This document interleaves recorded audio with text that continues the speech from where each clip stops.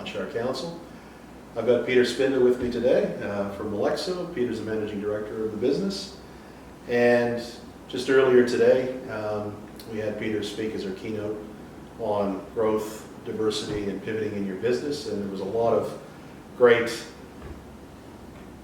comments and some feedback that some of our small businesses that did participate will definitely be able to take when they go back and operate their business. So I'd just like to ask Peter a couple questions. Pete, you've seen a lot of change in business, transformation, pivot. What actually is pivoting? Pivoting itself is change.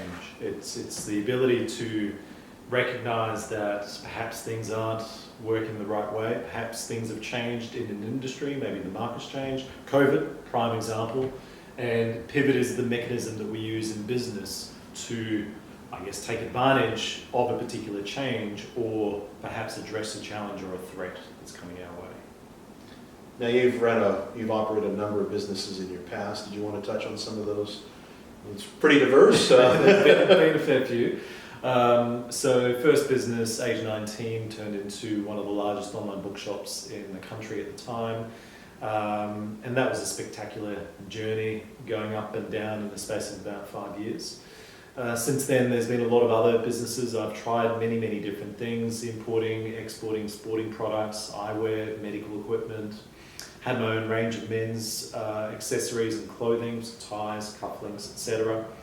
I've owned a medical recruitment agency, and that was a very successful operation as well. Very proud of that particular business. Been in food manufacturing. I've owned a web development and design agency, digital marketing agency, and for the past 9 years been in consulting. So Molexo is a strategy digital transformation agency, and 2 months ago we launched our software company, MyMolexo. So I guess being out here, in the rural remote areas, the bush, when you come into the community, some people might look at you thinking, oh, here we go, city slicker. What does he know about rural and remote business? Did you want to share some of your insights and some of the clients you've been working with? Yeah, definitely. It's always an interesting journey coming out to these sort of areas, especially, look, I don't normally wear this, so I'll just sort of put that out there. I don't normally wear a jacket, special occasion for you, Garnet.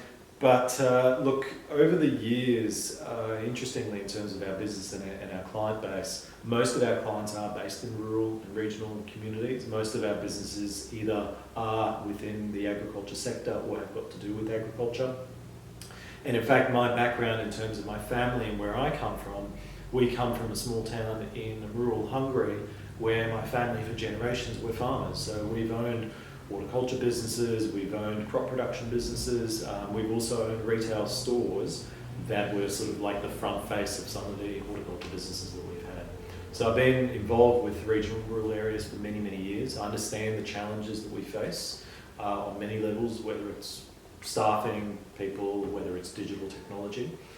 And so I certainly come into an area and work with regional rural businesses with that in mind. I certainly don't bring city slicker mentality because that doesn't work.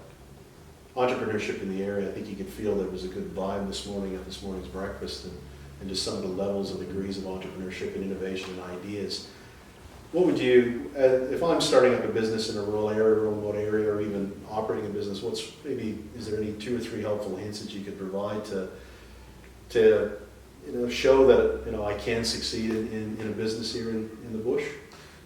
Really good question, and probably I'd say 3 key things come into my mind. First of all, you need to learn to collaborate. And I think collaboration in business, and in fact collaboration as a business model in itself is proving quite viable in today's world, and it's quite a growing movement towards collaboration in business. And what I mean by that is understand what others are doing in your region, understand who's who, and look at working together to achieve outcomes together, sharing resources, leveraging each other's time and experience.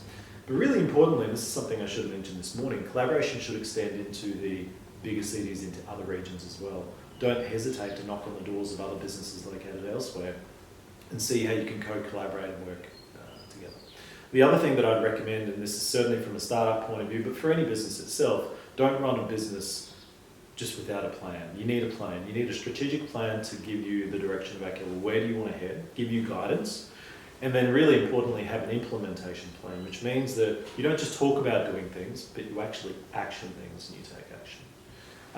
And probably the third thing that I say from a rural regional perspective is make the digital your friend. It's really, really critical because your location can make certain things challenging, but at the same time, the digital can break down some of those barriers and help you access different markets, help you run a more effective business. In general, in council, in communities, council has its core businesses. Now, we have our economic development team. We've got a number of projects. There's lots of infrastructure, lots of investments, but even on a smaller level, in terms of supporting small business, we have a number of programs, and one is our business mentoring program. We've had 2 rounds, and we've been lucky to have you as one of our mentors for both rounds 1 and 2. Could you share some insights and maybe some reasons why some of the small businesses or just businesses and startups should be looking at the mentoring program as to be involved in? Let me frame it this way. Take any sports person, doesn't matter who, take any successful sports person, and I can guarantee you that successful sports person will have at least one coach, if not more, guiding people or team behind them. Success isn't made by the individual, and the smart individual recognizes that one individual can't know everything and doesn't know everything, and it's really powerful to learn from the mistakes and successes of others, and that's what mentoring provides. If you look at top performing musicians, athletes, whoever they are, they've got voice coaches, they've got performance coaches, they've got nutritionists. Why do you think they have that? It's because one person can't do everything, and they can't, and even if they could, there's not enough time in the day. So mentoring gives the mentees the ability to leverage off of my experiences, and I've made a lot of failures over the years. I've made a lot of mistakes, but you know what? I've grown, and I've also had a lot of successes. I've built some great businesses, great outcomes, and to be able to impart this knowledge to another individual on a personal level is very, very satisfying. One reason why I love mentoring. But the other thing with it, as I've seen with the mentees that I'm working with, is that when you listen to the advice and when you take the advice, you can actually generate outcomes. And that's the power. But within a space of 3-4 months, you can transform the way that you think, the way you look at your business. And if I may drop his name, Nick, hope you don't mind, Nick, that's a young individual who I can tell you the way he thinks now is different to the way he thought of the business when we first started. It's just micro little adjustments, but it's enough to make a big difference down the track. Thanks, Pete, because I think that's really the pathway council is looking at, is how we can assist businesses to grow, diversify, pivot, just like we talked about this morning is the theme, and with mentors like yourselves and all these other programs that businesses can apply for.